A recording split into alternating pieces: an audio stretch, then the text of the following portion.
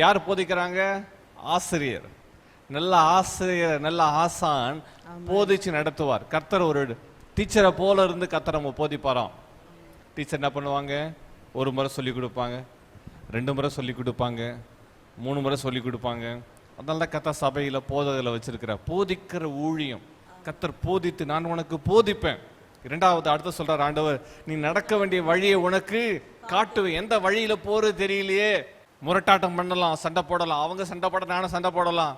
கர்த்தர் அந்த பாதை உனக்கு காட்டல. தாழ்மையின் பாதையை கர்த்தர் காட்டுகிறா. இணங்குதல், கர்த்தர் விட்டு கொடுத்தல், பொறுமை, தாழ்மை, மன்னித்தல், இந்த பாதை கர்த்தர் காட்டுகிறார். நீ நடக்க வேண்டிய வழியை உனக்கு காட்டுவேன்.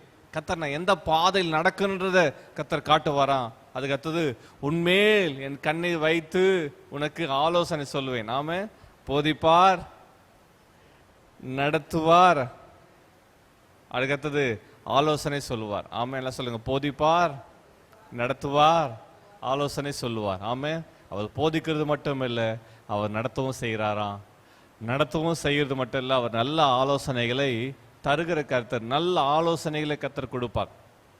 பல நேரங்களில் எந்த பாதையில் நடக்குது தெரியலையே, என்ன தொழில் தேர்ந்தெடுக்கிறது தெரியலையே, எப்படி குடும்பத்தை நடத்துவது தெரியலையே, பிள்ளைகளை எப்படி வளர்ப்பது தெரியலையே, இந்த வியாபாரத்தை எப்படி கொண்டு போய் சேர்ப்பது தெரியலையே, எப்படி இந்த உயர்வு, இந்த பிரச்சனையிலிருந்து எப்படி வெளியே வருது தெரியலையே. இது பல நேரங்களில் நமக்குள்ள தெரியாத கேள்விகள், ஏக்கங்கள் இருக்கும்.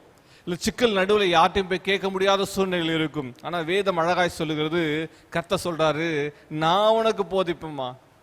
அல்லேலூயா. மனுஷன் அல்ல, எல்லாம் சொல்லுங்க, மனுஷன் அல்ல, கர்த்தரே அற்புதமா நேர்த்தியாய் நம்மை போதித்து நடத்துகிறார். ஆமே.